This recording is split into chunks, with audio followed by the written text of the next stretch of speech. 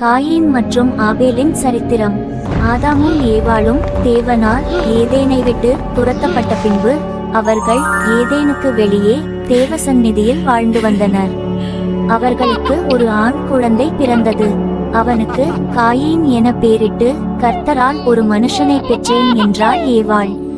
பூமியில் ஆதாமும் ஏவாளும் புதிதாய் பிறந்த காயினை மகிழ்ச்சியுடன் வளர்த்து வந்தார்கள்.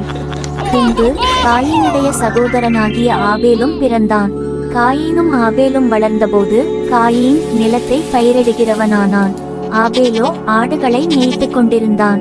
இருவரும் தங்கள் தங்கள் வேலையை அனுதினமும் மகிழ்ச்சியுடன் பார்த்து வந்தனர். சில நாள் சென்ற பின்பு காயின் நிலத்தின் கனிகளை கர்த்தருக்கு காணிக்கையாக கொண்டு வந்தான். ஆபேலும் தன் மந்தையின் தலையீற்றுகளிலும் அவைகளில் கொழுமையானவைகளிலும் சிலவற்றை கொண்டு வந்தான். ஆபேலையும் அவன் காணிக்கையையும் கர்த்தர் அங்கீகரித்தார். காயினையும் அவன் காணிக்கையையும் அவர் அங்கீகரிக்கவில்லை. அப்பொழுது காயினுக்கு மிகவும் எரிச்சல் உண்டாகி அவன் முகநாடி வேறுபட்டது. தேவன் காயினை எச்சரித்தார். ஆனாலும் காயினின் பொறாமை நாளுக்கு நாள் வளர்ந்து வந்தது. ஒரு நாள் காயின் வஞ்சகமாக ஆபேலை தன் வயலுக்கு அழைத்தான்.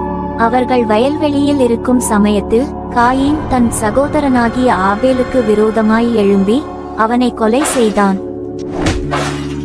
கர்த்தர் காயினை நோக்கி, உன் சகோதரனாகிய ஆபேல் எங்கே என்றார்.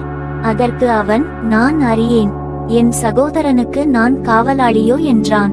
காயின் ஆபேலை கொலை செய்தது நிமித்தம் தேவன் காயினை சபித்து, நீ பூமியில் நிலையற்று அலைகிறவனாயிருப்பாய் என்றார். ஆனாலும் யாரும் காயினை கண்டுபிடித்து கொன்றுவிடாதபடிக்கு கர்த்தர் அவன் மேல் ஒரு அடையாளத்தை போட்டார். குற்றமுணர்வும் பயமும் நிறைந்த காயின் தேவ சந்நிதியை விட்டு புறப்பட்டு நோத் எனும் தேசத்திற்கு சென்று ஒரு நகரத்தை கட்டினான். அதற்கு பிறகு அவனை குறித்தோ அவன் வாழ்க்கையை குறித்தோ அவனுடைய மரணத்தை குறித்தோ எந்த விவரமும் வேதத்தில் இல்லை. ஆனால் அவனுடைய சந்ததியில் கொலைகார லாமேக் போன்றோர் தோன்றினார்கள் என்பதை மாத்திரம் பரிசுத்த வேதம் நமக்கு சுட்டிக்காட்டுகிறது.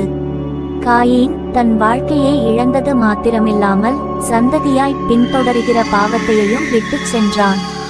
ஆரம்பத்தில் தேவன் காயினை எச்சரித்த நாளிலேயே அவன் மனந்திரும்பியிருந்தால் தேவ சந்நிதியை விட்டும் விலகியிருக்க மாட்டான். லாமே போன்ற பாவ சந்ததியையும் பெற்றிருக்க மாட்டான்.